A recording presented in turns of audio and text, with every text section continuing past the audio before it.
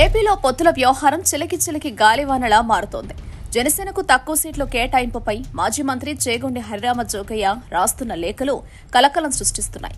కాపు సంక్షేమ సంఘం ప్రతినిధిగా ఆయన వరుసగా లేఖలు విడుదల చేస్తున్నారు. గత కొన్ని రోజులుగా ఆయన జనసేనకు మద్దతుగా నిలుస్తూ వచ్చారు.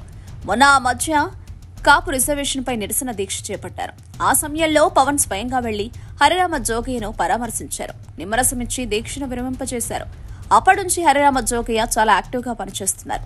ప్రస్తుతం తెలుగుదేశం పార్టీతో జనసేన పొత్తు పెట్టుకున్న నేపథ్యంలో మెజారిటీ సీట్లు జనసేనకు ఇవ్వాలని డిమాండ్ చేస్తున్నారు. అప్పుడే కాపుల ఓట్లు కూటమికి బదలాయింపు సక్రమంగా జరుగుతుందని చెప్పుకొస్తున్నారు. ఇటీవల హరిరామ జోగయ్య ఒక లేఖ రాశారు. ఏకంగా ఆ లేఖలో 60 అసెంబ్లీ స్థానాలకు 10 పార్లమెంటు స్థానాలకు జనసేన అభ్యర్థులు ఉన్నారంటూ ప్రకటించారు. మెజారిటీ కాపు సామాజిక వర్గం ఉన్న నియోజకవర్గాలను జనసేనకు కేటాయించాల్సిందని తేల్చి చెప్పారు. చిరంజీవి అభిమన్యుడిగా మిగిలారని, పవన్ మాత్రం చివరి వరకు పోరాటం చేసి విజయం సాధిస్తారని చెప్పుకొచ్చారు. జనసేనకు మెజారిటీ సీట్లు కట్టబెడితేనే కూటమి సక్సెస్ అవుతుందని చంద్రబాబుకు తేల్చి చెప్పారు. లేకుంటే మాత్రం వృధా ప్రయాసగా మిగులుతుందని, అనుభవించాల్సి ఉంటుందని బాబును హెచ్చరించారు. కానీ పవన్ పొత్తులో భాగంగా మెజారిటీ సీట్లు దక్కించుకుంటారని ఆశాభావం వ్యక్తం చేశారు. మొన్నటికి మొన్న పవన్ ప్రత్యేక ప్రకటన జారీ చేశారు. పొత్తులపై ఎవరూ బహిరంగంగా మాట్లాడొద్దని పార్టీ శ్రేణులకు పిలుపునిచ్చారు.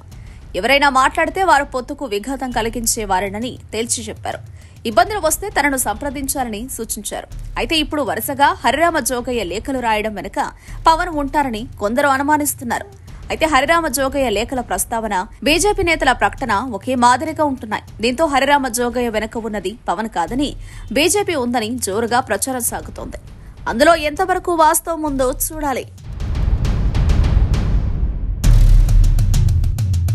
Subscribe to Social TV Telugu for more videos. Hit the bell icon for faster updates.